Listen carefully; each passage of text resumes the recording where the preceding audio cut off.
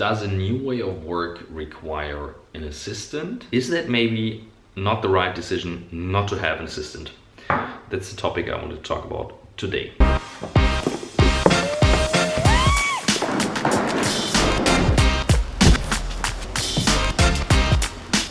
So as you know, my videos, I'm clearly a big fan of efficiency and improving the way you work and organize yourself. But I never had an assistant, and I usually try to not have direct reports in companies.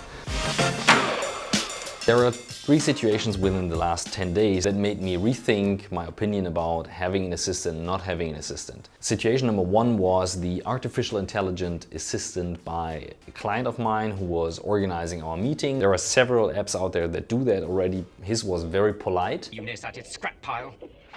The second situation was a meeting I had with Warren Rustand, entrepreneur, very successful, great human being, does a lot of talks worldwide, and his 2 assistants are very closely working with him, organizing, scheduling, all that stuff. And the third situation was a teenager, a guy who's still going to school here in Hamburg, but he runs a 12-people agency, and he has an assistant to use his spare time in the afternoon as efficient as possible to run his business. And it was very impressive. I interviewed him in our podcast. When we talk about new work, it's not only the tools that we talk about, but it's also this more purpose-driven work. The work where you define, where do I want to go with that? Does it fulfill me? Is it the work I really want to do? If organizing a trip, a meeting, writing emails, Facebook messages, YouTube comments, and all that stuff, if that keeps you from this purpose that you set for your work, then it's definitely worth it to think about an assistant. I was thinking I'm so well organized, I don't need that. But there are certain areas where I think AI or no tool can help you to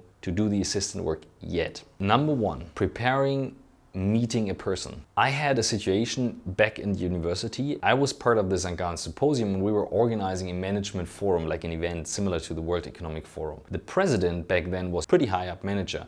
And when he came to us, and we were 30 students, he shook hands with each one of us, and then he came up to me and he said, "Oh, Mr. Magnussen, it's very nice to meet you." And I was like, why does he know my name? A friend of mine, he used to be his executive assistant. He told me later, of course, he's prepared with a picture and a small agenda and stuff to remember about the person, so he's well prepared. There is an app that can do it. It's called Charlie app, which is researching what it can find about a person you meet. It's connected to your Google Calendar. It's very helpful already because it's a reminder. But at the core, having this prepared is so much more effective because people appreciate that you are prepared and know them and read about them and can say something that is charming to them, that this will bring you far ahead whatever your goal is with that person. The second thing is communicating. I'm very, very bad in saying no in a polite way. Right now, there is no app that can solve that communication part unless if you want it very unpersonal. I even think a virtual assistant in a different time zone cannot make that job as good. But as I said, I don't have an assistant yet, so I will experiment on that.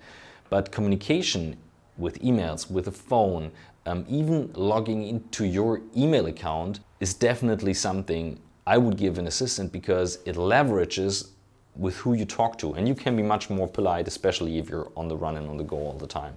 Number 3 is then of course the timings and locations. I'm not talking about searching a flight or looking for a flight. I'm talking about organizing this thing from leaving the office to be at another place and not think about it too much, because this gives you the maximum amount of time in between. I sold my car because I thought it's a waste of time to commute myself and drive myself, so I try as often as possible to take a taxi, take an Uber, take the train and not be in the driver's seat myself to leverage the time.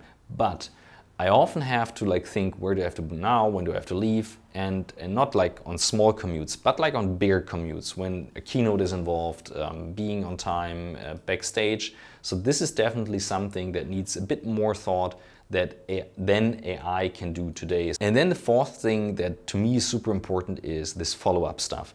I hate to ask my people, how is that project going? How is this going? How is that going? An assistant who's really good in organizing, and there are people super passionate about that, so it's their new work, purpose-driven stuff. So if they're passionate about it, they will follow up on the projects, they will stick to the projects, they will ask the people, they will make sure they stay committed. I don't need to go through that. Of course, again, there are apps for that, but the relationship to a person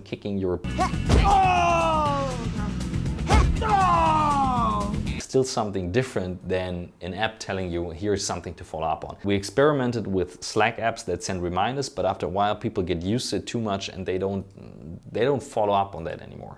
Apps that I would give an assistant is my Drive, so all my files that I have so that my assistant has the access to like the stuff I would do, organize autonomously and find information about a project, about a person. The second thing, CRM tool. So having all the contacts with all the notes, not only the address book, but like taking notes, because I've seen assistants with just the address book, but not a CRM tool. The CRM tool has the big advantage, it's involved in all the projects that run in the company. Shared accounts like, for example, 1Password, one login, where you're able to like share access to LinkedIn, share access to Xing. I think it's so important to have this personal style. AI tools won't solve that too soon. They most likely give more people the option to have an assistant, but as soon as you rethought the way you work and you have a new work purpose and something where you want to go, I will sit down right now and write down what I need from an assistant, what I expect, and will